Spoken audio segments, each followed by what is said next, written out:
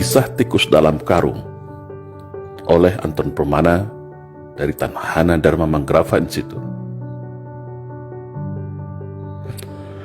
Dalam sebuah perjalanan kereta api, seorang profesor ilmuwan asal Prancis bertanya kepada seorang pria tua yang duduk di sampingnya,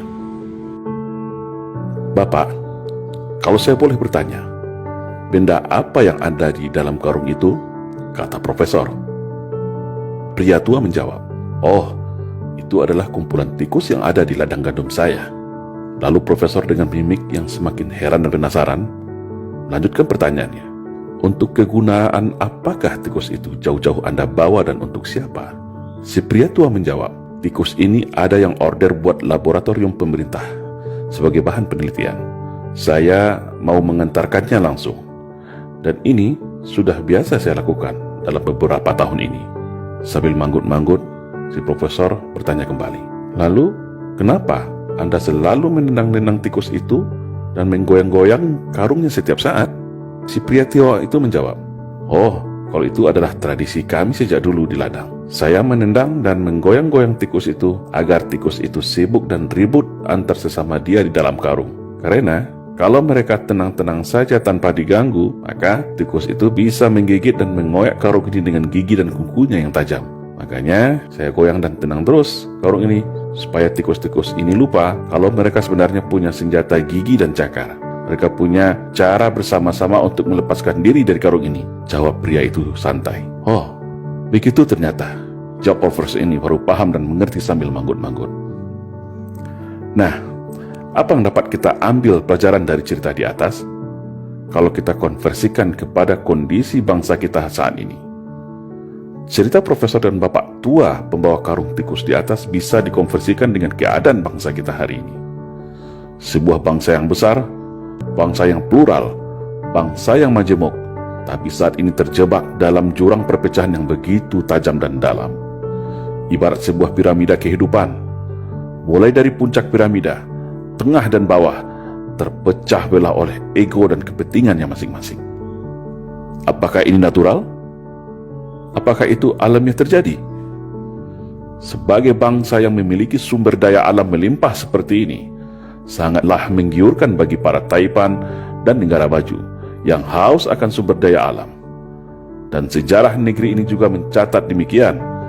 Sejak berabad-abad tahun yang lalu, bangsa lain silih berganti ingin mengeruk kekayaan negara ini. Dan cara yang paling aman untuk menjarah negeri ini adalah tentu dengan mengadu domba sesama masyarakatnya agar terpecah belah dan lemah. Para elit dibenturkan oleh kepentingan bisnis dan jabatannya. Pemerintah dibenturkan dengan rakyatnya.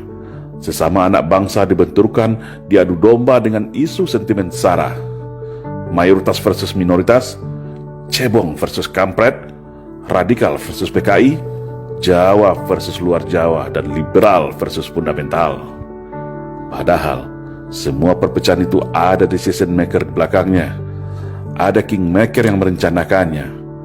Para elit memiliki kekuatan invisible hand yang ingin mengalihkan segala perhatian, menguras energi bangsa, hingga kita semua lupa, lengah bahwa bangsa ini adalah bangsa yang besar, bangsa yang hebat, bangsa yang tangguh, bangsa yang ramah, baik dan patriot sejati, sebagaimana pendahulu kita mendirikan negara ini dengan segenap jiwa raganya. Setiap hari, setiap menit dan detik, ada saja isu permasalahan yang muncul seakan memaksa kita, menggiring kita, memancing emosi kita untuk terus berkelahi, saling mencaci, dan saling membuli. Seolah tak ada lagi celah untuk kembali ke masa indah yang penuh kerukunan, ketentraman, dan saling percaya dan toleransi. Yang agama satu tak recokin agama yang lainnya. Yang aliran berbeda tidak hakimi aliran yang lainnya. Suku lain tidak menghina suku lain. Kehormatan sara sangat kita junjung dan hormati. Tapi saat ini, isu sara seolah menjadi amunisi dan senjata untuk memecah belah anak bangsa. Akhirnya yang terjadi, sesama anak bangsa terjebak dalam jurang gelap perpecahan tiada henti, yang membuat para cukong, elit minoriti, kingmaker semua tepuk tangan dan tertawa sambil menghisap kekayaan negeri ini dengan tenang. Sudah saatnya bangsa ini sadar akan jati dirinya. Sudah saatnya kita semua paham arti dari semua perpecahan ini. Semua ada yang mengaturnya, dan semua ada yang menikmatinya. Ibarat kata pepatah, kalau kapal pecah, maka hiu yang akan kenyang menikmatinya. Padahal, mereka yang merancang ini hanya dari kalangan yang sedikit, tapi berhasil memecah belah serta membodohi kita semua dengan propaganda dan adu domba. Seperti pria tua yang selalu menendang menggoyang tikus dalam karungnya agar selalu ribut dan lengah. Sekarang, kembali kepada kita semua. Tetap ribut saling cakar antar sesama, atau bersatu bersama-sama untuk melepaskan diri dari skenario belenggu perpecahan, membangun arus gelombang persatuan kesatuan bangsa untuk menuju arah Indonesia ke depan yang lebih baik, yaitu Indonesia yang bersatu, berdaulat, adil dan makmur. Salam Indonesia Jaya.